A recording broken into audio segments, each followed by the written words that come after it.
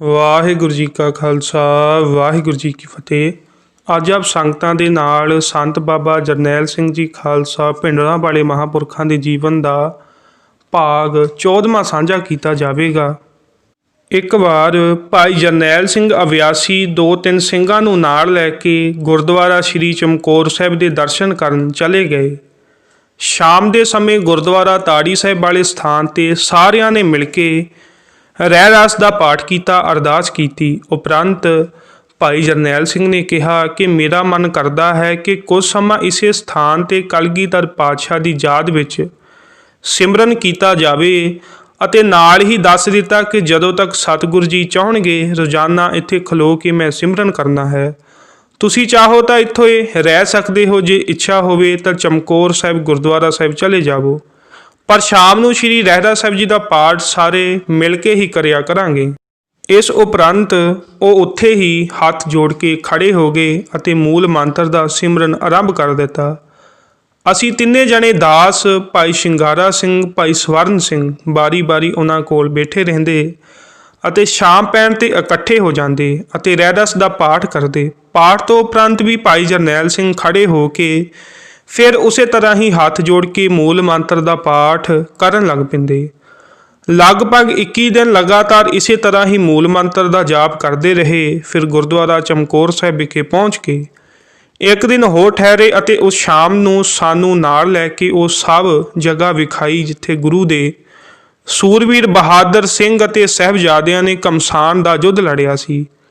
ਸ਼ਾਮ ਨੂੰ ਚਮਕੌਰ ਸਾਹਿਬ ਦੇ ਨੇੜੇ ਵਿਚਰਦਿਆਂ ਉਹ ਬਚਨ ਕਰਦੇ ਰਹੇ ਕਿ ਇਸ ਥਾਂ 'ਤੇ 5 ਪਿਆਰਿਆਂ ਵਿੱਚ ਭਾਈ ਹਿੰਮਤ ਸਿੰਘ ਜੀ ਨੇ ਲੱਖਾਂ ਬੈਰੀਆਂ ਦਾ ਮੁਕਾਬਲਾ ਕਰਦਿਆਂ ਸ਼ਹਾਦਤ ਦਿੱਤੀ। ਥੋੜਾ ਹਟਮਾ ਜਾ ਕੇ ਦੱਸਿਆ ਕਿ ਇਸ ਥਾਂ 'ਤੇ ਪਿਆਰੇ ਭਾਈ ਮੋਹਕਮ ਸਿੰਘ ਜੀ ਨੇ ਇੱਥੇ ਘਮਸਾਨ ਦਾ ਯੁੱਧ ਲੜਿਆ ਅਤੇ ਦੁਸ਼ਮਣ ਦਲਾਂ ਨੂੰ ਬਹੁ ਗਿਣਤੀ ਵਿੱਚ ਮਾਰ ਮੁਕਾਇਆ ਅਤੇ ਸਰੀਰ ਦੇ ਛਨਣੀ ਹੋਣ ਤੱਕ ਨੇਜੇ ਬਰਛੇ ਤੀਰਾਂ ਤਲਵਾਰਾਂ ਦੀ ਮਾਰ ਝੱਲ ਕੇ ਸ਼ਹਾਦਤ ਦਾ ਜਾਮ ਪੀਤਾ ਸੀ।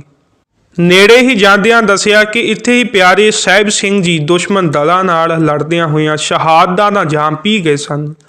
ਅਤੇ ਫਿਰ ਗੁਰਦੁਆਰਾ ਸਾਹਿਬ ਦੇ ਨੇੜੇ ਜਾ ਕੇ ਦੱਸਿਆ ਕਿ ਇਸੇ ਥਾਂ 'ਤੇ ਸਾਹਿਬਜ਼ਾਦਾ ਅਜੀਤ ਸਿੰਘ ਜੀ ਨੇ ਲੱਖਾਂ ਦੁਸ਼ਮਣ ਦਲਾਂ ਨਾਲ ਘਮਸਾਨ ਦਾ ਯੁੱਧ ਲੜਦਿਆਂ ਅਨੇਕਾਂ ਨੂੰ ਮੌਤ ਦੇ ਘਾਟ ਉਤਾਰ ਕੇ ਸ਼ਹਾਦਤ ਪਾਈ। ਇਸ ਦੇ ਨੇੜੇ ਹੀ ਸਾਹਿਬਜ਼ਾਦਾ ਜੁਝਾਰ ਸਿੰਘ ਜੀ ਨੇ ਵੀ ਦੁਸ਼ਮਣ ਦਲਾਂ ਦਾ ਮੁਕਾਬਲਾ ਕਰਦਿਆਂ ਬੈਰੀਆਂ ਦੇ ਆਹੂ ਲਾਉਂਦਿਆਂ ਸਰੀਰ ਦੇ ਛਨਣੀ ਹੋਣ ਤੱਕ ਜੂਝਦਿਆਂ ਸ਼ਹਾਦਤ ਦਾ ਜਾਮ ਪੀਤਾ, ਜਿਨ੍ਹਾਂ ਨੇ ਦੁਨੀਆ ਵਿੱਚ ਯੁੱਧ ਦੀ ਮਿਸਾਲ ਪੈਦਾ ਕੀਤੀ। ਗਿਣਤੀ ਪੱਖੋਂ ਇਕੱਲਿਆਂ ਨੇ ਲੱਖਾਂ ਨਾਲ ਲੜਨਾ, ਦ੍ਰਿੜਤਾ ਦਲੇਰੀ ਪੱਖੋਂ ਇੱਕ ਕਦਮ ਵੀ ਪਿੱਛੇ ਨਾ ਹਟਣਾ, ਯੁੱਧ ਨੀਤੀ ਅਤੇ ਸ਼ਸਤਰ ਵਿੱਦਿਆ ਪੱਖੋਂ ਕਮਾਲ, ਉਮਰ ਪੱਖੋਂ ਹਲਕੀ ਉਮਰ ਦੇ, ਬਹਾਦਰੀ ਪੱਖੋਂ ਵੱਡੇ ਖੱਬੀ ਖਾਨ ਕਹਾਉਣ ਵਾਲਿਆਂ ਨੂੰ ਸਦਾ ਦੀ ਨੀਂਦ ਸੁਲਾ ਦੇਣਾ। ਇਹ ਸਭ ਕੁਝ ਵੇਖ ਕੇ ਦੁਸ਼ਮਣ ਜਰਨੈਲਾਂ ਨੂੰ ਮੂੰਹ ਵਿੱਚ ਉਂਗਲਾਂ ਪਾ ਕੇ ਸੋਚਣ ਲਈ ਮਜਬੂਰ ਕਰਕੇ ਦੁਨੀਆ ਦੇ ਵਿੱਚ ਵਿਲੱਖਣ ਇਤਿਹਾਸ ਸਿਰਜ ਗਏ। ਜਿਸ ਉਪਰੰਤ ਉਹ ਸਾਹਮਣੇ ਗੁਰਦੁਆਰਾ ਸਾਹਿਬ ਵਾਲੀ ਜਗ੍ਹਾ ਵਿਖੇ ਕੱਚੀ ਗੜੀ ਉੱਪਰੋਂ ਦਸ਼ਮੇਸ਼ ਪਿਤਾ ਨੇ ਜੈਕਾਰੇ ਛੱਡਦਿਆਂ ਹੋਇਆਂ ਬੀਰਸ ਵਿੱਚ ਤੀਰਾਂ ਦੀ ਵਰਖਾ ਕੀਤੀ ਸੀ। ਇਹਨੇ ਬਚਨ ਕਰਦਿਆਂ ਅਸੀਂ ਪੁੱਛਿਆ ਕਿ ਤੁਸੀਂ ਇਸ ਢੰਗ ਨਾਲ ਵਰਣਨ ਕਰ ਰਹੇ ਹੋ ਜਿਵੇਂ ਤੁਸੀਂ ਸਭ ਕੁਝ ਅੱਖੀਂ ਵੇਖਿਆ ਹੋਵੇ। ਹੋ ਸਕਦਾ ਹੈ ਕਿ ਤੁਸੀਂ ਉਦੋਂ ਵੀ ਗੁਰੂ ਕਲਗੀਧਰ ਮਹਾਰਾਜ ਦੇ ਸਿੰਘਾਂ ਵਿੱਚ ਸ਼ਾਮਲ ਹੋਵੋ। ਤਾਂ ਉਹ ਸਾਰੀ ਗੱਲ ਨੂੰ ਇੱਕਦਮ ਬਦਲ ਗਏ। ਉਹਨਾਂ ਕਿਹਾ ਕਿ ਮੈਂ ਇਸ ਬਾਰੇ ਬਹੁਤ ਕੁਝ ਵੱਡੇ ਮਹਾਂਪੁਰਖਾਂ ਤੋਂ ਸੁਣਿਆ ਹੈ, ਉਹਨਾਂ ਦੇ ਦੱਸੇ ਮੁਤਾਬਕ ਹੀ ਤੁਹਾਡੇ ਨਾਲ ਸਾਂਝਾ ਕੀਤਾ ਹੈ। ਪਰ ਜਿਸ ਢੰਗ ਦੇ ਨਾਲ ਵੱਖੋ ਥਾਵਾਂ 'ਤੇ ਜਾ ਕੇ ਵੱਖ-ਵੱਖ ਸਿੰਘਾਂ ਦੇ ਸ਼ਹੀਦੀ ਪਾਉਣ ਦੇ ਸਥਾਨ ਬਾਰੇ ਬੜੀ ਗੰਭੀਰਤਾ ਨਾਲ ਉਹਨਾਂ ਦੱਸਿਆ ਸੀ, ਇਸ ਨੂੰ ਨਾਲ ਦੇ ਸਿੰਘਾਂ ਨੇ ਅਰਥ ਭਰਪੂਰ ਧਿਆਨ ਦੇ ਨਾਲ ਸੁਣਿਆ। ਉਹ ਇਹ ਵੀ ਸਮਝ ਚੁੱਕੇ ਸਨ ਕਿ ਹੁਣ ਭਾਈ ਜਰਨੈਲ ਸਿੰਘ ਅਵਿਆਸੀ ਸਾਰੀ ਘਟਨਾ ਦੇ ਵਰਣਨ ਨੂੰ ਜਾਣ-ਬੁੱਝ ਕੇ ਛੁਪਾ ਰਹੇ ਨੇ। ਕੁਝ ਸਮਾਂ ਫਿਰ ਜਥੇ ਵਿੱਚ ਸੰਤਾਂ ਨਾਲ ਵਿਚਰਦਿਆਂ ਸੇਵਾ ਕਰਦਿਆਂ ਬੀਤਿਆ। ਇਸੇ ਦੌਰਾਨ ਭਾਈ ਜਰਨੈਲ ਸਿੰਘ ਲੋੜ ਅਨੁਸਾਰ ਮਹਾਂਪੁਰਖਾਂ ਤੋਂ ਆਗਿਆ ਲੈ ਕੇ ਘਰੇ ਵੀ ਚਲੇ ਜਾਇਆ ਕਰਦੇ ਸਨ। 12 ਫਰਵਰੀ ਸੰਨ 1970 ਨੂੰ ਭਾਈ ਜਰਨੈਲ ਸਿੰਘ ਦੇ ਘਰ ਭੁਜੰਗੀ ਈਸ਼ਰ ਸਿੰਘ ਦਾ ਜਨਮ ਹੋਇਆ ਤਾਂ ਨਗਰ ਨਿਵਾਸੀਆਂ ਨੇ ਭਾਈ ਜਰਨੈਲ ਸਿੰਘ ਤੋਂ ਭੁਜੰਗੀ ਦੇ ਜਨਮ ਦੀ ਖੁਸ਼ੀ ਵਿੱਚ ਪਾਰਟੀ ਦੇਣ ਨੂੰ ਜ਼ੋਰ ਦਿੱਤਾ। ਤਾਂ ਉਹਨਾਂ ਕਿਹਾ ਕਿ ਸੰਗਰਾਂਦ ਵਾਲੇ ਦਿਨ ਸਾਰੀ ਸੰਗਤ ਨੂੰ ਗੁਰਦੁਆਰਾ ਸਾਹਿਬ ਵਿਖੇ ਪਾਰਟੀ ਦਿੱਤੀ ਜਾਵੇਗੀ। ਇਸੇ ਤਰ੍ਹਾਂ ਹੀ ਕੀਤਾ। ਗੁਰਦੁਆਰਾ ਸਾਹਿਬ ਵਿਖੇ ਹਰ ਮਹੀਨੇ ਦੀ ਤਰ੍ਹਾਂ ਸੰਗਰਾਂਦ ਵਾਲੇ ਦਿਨ ਉਹਨਾਂ ਨੇ ਸਹਿਜ ਪਾਠ ਦਾ ਭੋਗ ਪਾਇਆ, ਦੇਗ ਵਰਤਾਈ ਅਤੇ ਭੁਜੰਗੀ ਦੀ ਖੁਸ਼ੀ ਵਿੱਚ ਸਭ ਸੰਗਤਾਂ ਨੂੰ ਅੰਬ ਵਰਤਾਏ, ਜਿਸ ਤੇ ਸਭ ਸੰਗਤਾਂ ਨੇ ਭਾਈ ਜਰਨੈਲ ਸਿੰਘ ਨੂੰ ਵਧਾਈਆਂ ਦਿੱਤੀਆਂ।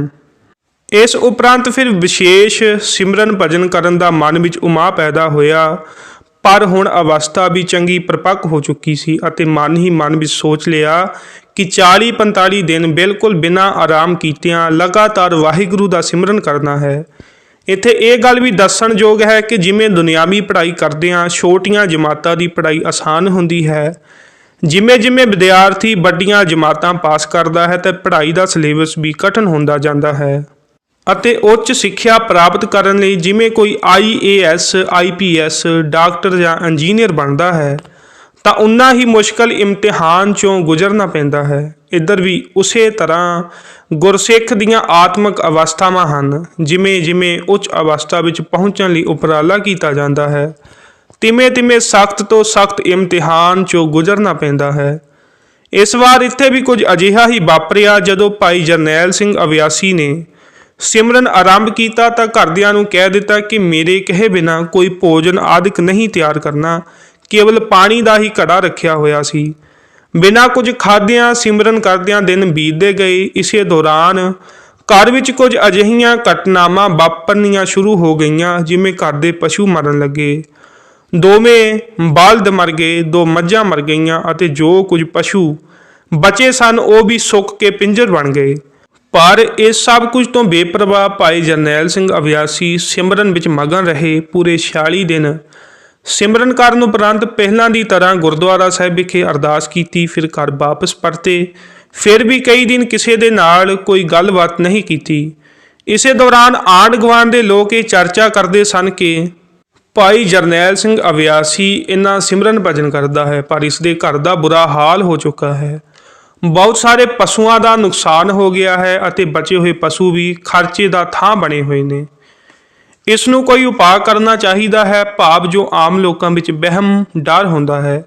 ਇਸੇ ਤਰ੍ਹਾਂ ਹੀ ਸੋਚਦੇ ਸਨ ਕਿ ਭਾਈ ਜਰਨੈਲ ਸਿੰਘ ਅਵਿਆਸੀ ਨੂੰ ਵੀ ਕਿਸੇ ਸਿਆਣੇ ਭੂਤ ਪ੍ਰੇਤ ਕੱਢਣ ਵਾਲੇ ਵਿਅਕਤੀ ਦੀ ਸਲਾਹ ਲੈਣੀ ਚਾਹੀਦੀ ਹੈ, ਪਰ ਉਹਨਾਂ ਦੇ ਸੁਭਾਅ ਤੋਂ ਜਾਣੂ ਕੋਈ ਵੀ ਵਿਅਕਤੀ ਉਹਨਾਂ ਨਾਲ ਅਜਿਹੀ ਗੱਲ ਨਹੀਂ ਸੀ ਕਰ ਸਕਦਾ।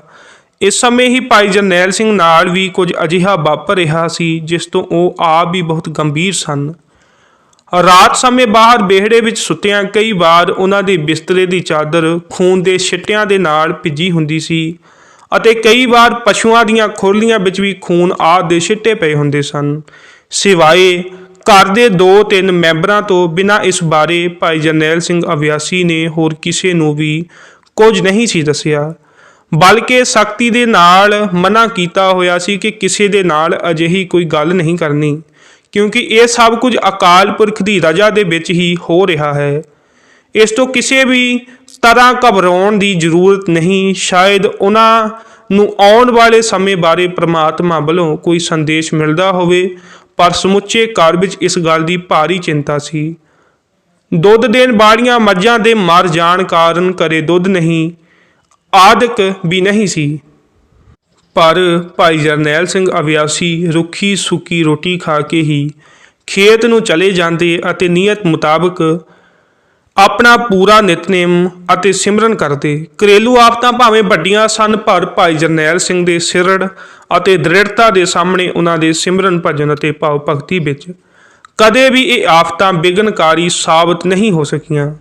ਕੁਝ ਕੁ ਦਿਨ ਇਸ ਤਰ੍ਹਾਂ ਹੀ ਬੀਤੇ। ਫਿਰ ਇੱਕ ਦਿਨ ਅਚਾਨਕ ਸੰਤ ਗਿਆਨੀ ਕਰਤਾਰ ਸਿੰਘ ਜੀ ਖਾਲਸਾ 14-15 ਸਿੰਘਾਂ ਸਮੇਤ ਘਰ ਆਏ, ਮਿੰਨੀ ਬੱਸ ਵਿੱਚੋਂ ਉਤਰੇ ਅਤੇ ਸਿੱਧੇ ਹੀ ਭਾਈ ਜਰਨੈਲ ਸਿੰਘ ਕੋਲ ਗਏ, ਪਰ ਉੱਥੇ ਵੀ ਨਾ ਰੁਕੇ। ਸਿੱਧੇ ਪਸ਼ੂਆਂ ਵਾਲੇ ਬਰਾਂਡੇ ਵਿੱਚ ਚਲੇ ਗਏ, ਜੋ ਕਿ ਗੋਹੇ ਆਦਿਕ ਦੀ ਗੰਦਗੀ ਨਾਲ ਲੱਥ-ਪੱਥ ਸੀ। ਇਸ ਦੀ ਪਰਵਾਹ ਕੀਤੇ ਬਗੈਰ ਮਹਾਂਪੁਰਖ ਉਸੇ ਤਰ੍ਹਾਂ ਹੀ ਅੰਦਰ ਚਲੇ ਗਏ ਅਤੇ 3-4 ਮਿੰਟ ਇੱਧਰ ਉੱਧਰ ਤੱਕਣ ਤੋਂ ਬਾਅਦ ਦੂਸਰੇ ਬਾਰ ਵਿੱਚ ਦੀ ਬਾਹਰ ਨਿਕਲ ਆਏ। ਬਾਹਰ ਭਾਈ ਜਰਨੈਲ ਸਿੰਘ ਜੀ ਹੱਥ ਜੋੜ ਕੇ ਖੜੇ ਸਨ।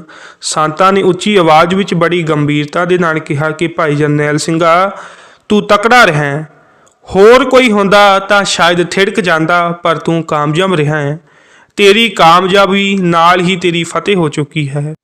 ਫਿਰ ਨਾਲ ਆਏ ਹੋਏ ਸਿੰਘਾਂ ਵਿੱਚੋਂ ਹੀ 2 ਸਿੰਘਾਂ ਦੀ ਭਾਈ ਸੰਤ ਸਿੰਘ ਜੀ ਅਤੇ ਭਾਈ ਗੁਰਦਿਆਲ ਸਿੰਘ ਦਰਵੇਸ਼ ਦੀ ਡਿਊਟੀ ਲਗਾਈ ਕਿ ਤੁਸੀਂ ਅੱਜ ਹੀ ਤਿਆਰੀ ਕਰੋ ਇੱਥੇ ਭਾਈ ਜਰਨੈਲ ਸਿੰਘ ਦੇ ਗ੍ਰਹਿ ਵਿਖੇ ਸਹਿਜ ਸੰਪਟ ਪਾਠ ਆਰੰਭ ਕਰਨਾ ਹੈ।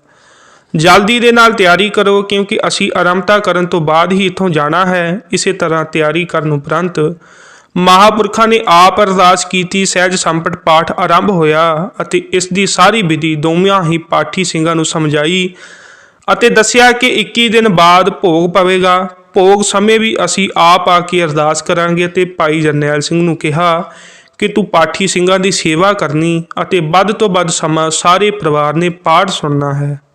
ਇੱਥੇ ਇਹ ਵੀ ਦੱਸਣਯੋਗ ਹੈ ਕਿ ਸੰਤ ਗਿਆਨੀ ਕਰਤਾਰ ਸਿੰਘ ਜੀ ਖਾਲਸਾ ਨੂੰ ਇਸ ਘਟਨਾ ਬਾਰੇ ਕੁਝ ਵੀ ਨਹੀਂ ਸੀ ਦੱਸਿਆ ਗਿਆ।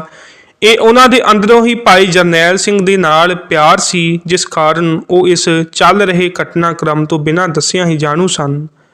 ਇਸ ਲਈ ਅਚਾਨਕ ਹੀ ਘਰੇ ਪਹੁੰਚ ਕੇ ਤੁਰੰਤ ਪਸ਼ੂਆਂ ਵਾਲੇ ਕਮਰੇ ਵਿੱਚ ਜਾ ਕੇ ਜਾਇਜ਼ਾ ਲਿਆ ਅਤੇ ਇਸ ਸਮੱਸਿਆ ਦੀ ਨਿਵਰਤੀ ਲਈ ਗੁਰਬਾਣੀ ਦਾ ਓਟ ਆਸਰਾ ਲੈਂਦਿਆਂ ਸਹਿਜ ਸੰਪਟ ਪਾਠ ਆਰੰਭ ਕਰਵਾਇਆ ਅਤੇ ਭਾਈ ਜਰਨੈਲ ਸਿੰਘ ਵੱਲੋਂ ਗੁਰਮਤਿ ਰਹਿਤ ਮਰਿਆਦਾ ਦੇ ਅਸੂਲਾਂ ਤੇ ਡਟੇ ਰਹਿਣ ਕਾਰਨ ਉਹਨਾਂ ਨੂੰ ਸ਼ਾਬਾਸ਼ ਵੀ ਦਿੱਤੀ ਅਤੇ ਇਸ ਸੰਕਟ ਵਿੱਚੋਂ ਕੱਢਣ ਲਈ ਗੁਰਬਾਣੀ ਦਾ ਆਸਰਾ ਹੀ ਮੁੱਖ ਸਾਧਨ ਦੱਸਿਆ। ਦੱਸੇ ਹੋਏ ਸਮੇਂ ਮੁਤਾਬਕ 21ਵੇਂ ਦਿਨ ਸਹਿਜ ਸੰਪਟ ਪਾਠ ਦਾ ਭੋਗ ਪਿਆ। ਸੰਤ ਬਾਬਾ ਕਰਤਾਰ ਸਿੰਘ ਜੀ ਖਾਲਸਾ ਨੇ ਆਪ ਅਰਦਾਸ ਕੀਤੀ, ਹੁਕਮਨਾਮਾ ਲਿਆ ਅਤੇ ਹੁਕਮਨਾਮੇ ਦੀ ਵਿਆਖਿਆ ਵੀ ਕੀਤੀ।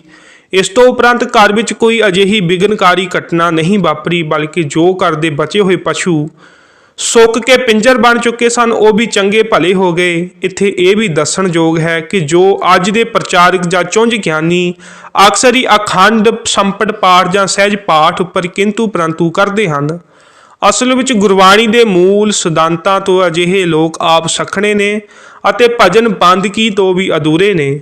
ਉਹ ਆਮ ਸੰਗਤਾਂ ਦੀ ਸ਼ਰਧਾ ਵਿੱਚ ਫਰਕ ਪਾਉਂਦੇ ਨੇ। ਸੋ ਇਤਨੀਆਂ ਬੇਨਤੀਆਂ ਪ੍ਰਵਾਨ ਜੀ ਮਹਾਂਪੁਰਖਾਂ ਦੇ ਜੀਵਨ ਦੇ ਅਗਲੇ ਭਾਗ ਅਗਲੀਆਂ ਵੀਡੀਓਜ਼ ਦੇ ਵਿੱਚ ਆਪ ਜੀਆਂ ਦੇ ਨਾਲ ਸਾਂਝੇ ਕਰਾਂਗੇ ਜੀ। ਵਾਹਿਗੁਰੂ ਜੀ ਕਾ ਖਾਲਸਾ, ਵਾਹਿਗੁਰੂ ਜੀ ਕੀ ਫਤਿਹ।